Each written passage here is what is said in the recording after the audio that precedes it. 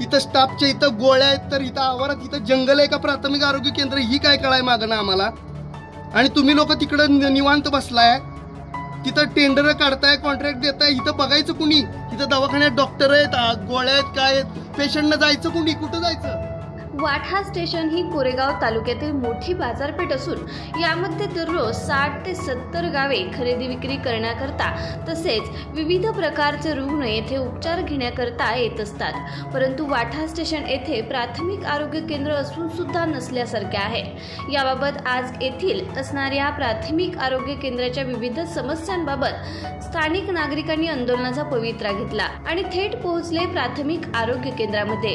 तर चला पाहूयात येथील कर्मचाऱ्यांची उडलेली भंबेरी आणि ग्रामस्थांनी तालुका आरोग्य अधिकारी यांच्याबरोबर फोनवरून घेतलेली झाडाझडती. इथं कोण विचारणार कोण आहे? लाईटचा विषय सगळे तुमच्या ॲम्ब्युलन्सला डिझेल आहे का? हा, गोळ्या आहेत, औषधं नाहीत. औषध तर माणूस नाही इथं जागेवर तुमचा. बस संध्याकाळचं तुमच्या इथं कोणतरी दोघातलं एक पाहिजे ना. मेन डॉक्टर पैकी एक पाहिजे ना. आहे ना, मी असते की तुम्ही असता त्या दिवशी दोघं ती आली मॅडम, तुम्ही बाहेर होता. एकच नर्स होत्या. त्या नर्स स्वतः बोलल्या की साहेब लाईट नाही, बाहेर नाही, इकडून तिकडून जायला आम्हाला भीती वाटते. आमच्या पलीकडच्या बी रूम मध्ये लाईट नाही, आवारात लाईट नाही. म्हणजे कॉन्ट्रॅक्टरचं काम आहे ना लाईट लावायचं. मग तुम्ही मग कधी मार्च मागच्या एमओ आहेत ना, त्या एमओचं काय काम आलं? फर्स्ट एमओ, सेकंड एमओ, दोन एमओ आहेत ना एमओ इथं. मग यांनी विचारून सांगायला पाहिजे ना. मग त्रास कुणाला होतोय? डीएचओ ते टाळे ठोकायचा विषय. डीएचओ ला त्यांनी इथं लक्ष दिलं पाहिजे ना. नागरिकांनी जायचं कुठं? डीएचओ नाही राहू द्या नाही मॅडम.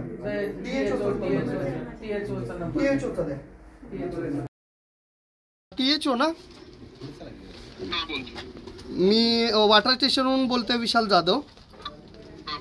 साहेब, इथल्या प्राथमिक आरोग्य केंद्राचा काय विषय? किती दिवस झालं त्या कॉन्ट्रॅक्टरनं काम पूर्ण केलं नाही?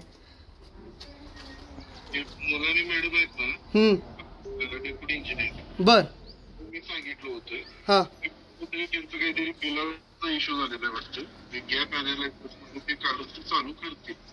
अहो बिलाचा विषय आहे. इथं सातारा जिल्ह्याला 4 मंत्री आहेत, एक पालकमंत्री, एक उपमुख्यमंत्री आहे. आणि तुम्ही एका कॉन्ट्रॅक्टरला 1.5 वर्ष झालं ते कॉन्ट्रॅक्ट देऊन मॅटर्निटी रूम हँडओव्हरला आली. इथं डिलेव्हरीची पेशंट तिकडं पिंपोडा आणि सातारला जावी लागतायत. इथं लाईट नाही आवारात, साफ इकडे तिकडे पळतायत. इथं स्टाफच्या इथं गोळ्या आहेत, तर इथं आवारात इथं जंगल आहे का प्राथमिक आरोग्य केंद्र ही काय कळाय मागणं आम्हाला. आणि तुम्ही लोक तिकडं निवांत बसलाय, तिथं टेंडर काढताय, कॉन्ट्रॅक्ट देताय. इथं बघायचं कुणी? इथं दवाखान्यात डॉक्टर आहेत, गोळ्या आहेत, काय आहेत, पेशंटनं जायचं कुणी, कुठं जायचं? रुग्णांची मोठी गैरसोय होती. आता ती ॲम्ब्युलन्स आहे, त्या ॲम्ब्युलन्सला ड्रायव्हर आहे तर डिझेल नाही, जायचं कुठं त्या रुग्णांनी? अहो साहेब, बरेच मॅटर आहेत. तुम्ही लोक वर का आम्ही आपलं इथं आंदोलनाला बसू? 5 तारखेला येणार आहे. 5 तारखेपर्यंत समजा आजच एखादं इमर्जन्सी पेशंट आलं, इथं संध्याकाळी तुमचे डॉक्टर निवासीला नसतात. एखादा असला तर त्या तिथं तुमच्या इथं नर्सच्या याला ते जे ठेवलीत माणसं. उद्या 5 तारीख आहे, ठीक आहे. उद्या आला तरी काय हरकत नाही, पण इथं काय पहिलं ह्याची सोय करा. डिझेलचा विषय सोडा हो, आवाराचं काय? इथं गोळ्या नाहीत, पेशंट इथं. दुसरी गोष्ट, ड्रायव्हर आला. आता मला सांगा, बीपीच्या गोळ्या मागितल्या की त्या ह्याला जावा, शुगरच्या गोळ्या मागितल्या की तिकडे पिंपोडला जा. डिलिव्हरीच्या टीटीच्या इंजेक्शनाचे प्रॉब्लेम आहेत. बाहेरनं तुम्ही माणसांना इंजेक्शन आणायला होताय. तुमच्या दवाखान्यातले औषधाच्या बाटल्या बाहेर दिल्या जातात, ह्या तपासात तुम्ही करा कशा दिल्या जातात त्या. वेळ आम्हाला आज, आम्ही सगळीजण इथं आलोय. काय तमाशा लावला या? डीएचओला बोलवून घेणार इथं आज.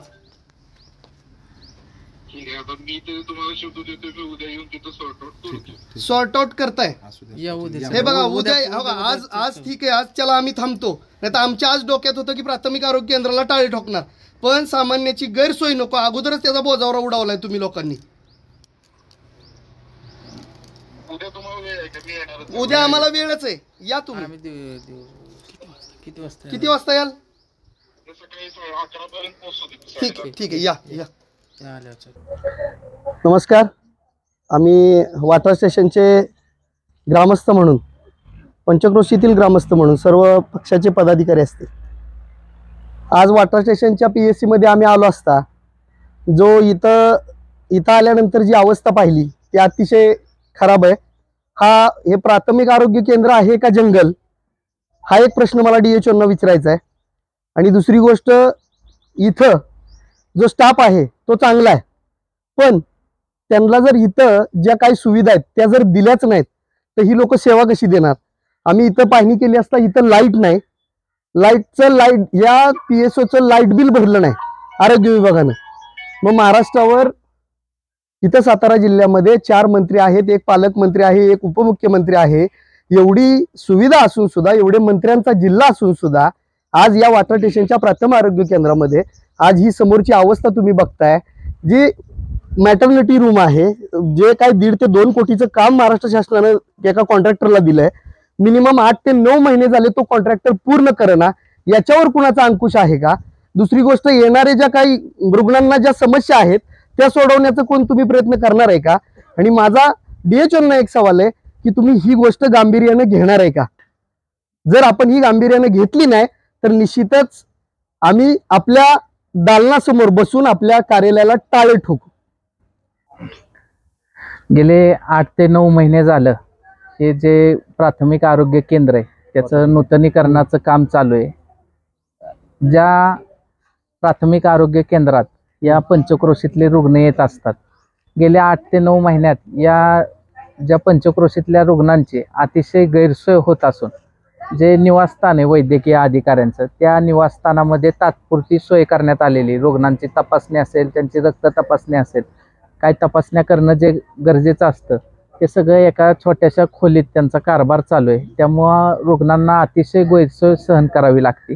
वारंवार त्याचा पाठपुरावा करून इथं चौकशीला आल्यावर इथं जो बांधकाम करणारा, नूतनीकरणाचं ज्याला कॉन्ट्रॅक्ट मिळालंय तो कॉन्ट्रॅक्टर स्वतः इथं हजर नसतो, त्यानं नेमलेला सुपरवायझर देखील हजर नसतो. कामगार त्यांच्या पद्धतीनं काम करतायत. ज्या वेगानं काम व्हायला पाहिजे त्या वेगानं काम न होता आळमतळम कामात दिसून येते.